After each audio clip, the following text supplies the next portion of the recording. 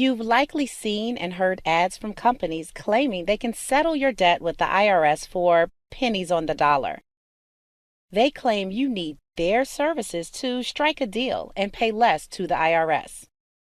The truth is, third parties can't always deliver on claims to reduce tax debt and obtain waivers of penalties and interest.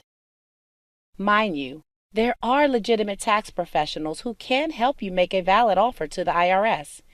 We're just trying to save you from being scammed by the bad ones.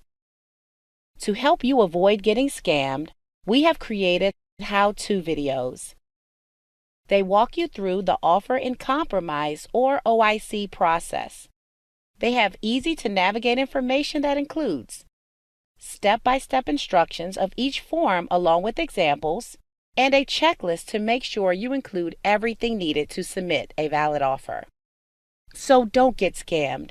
If you need to make an offer to the IRS, check out the OIC how-to videos and get started. For more information, go to irsvideos.gov/OIC.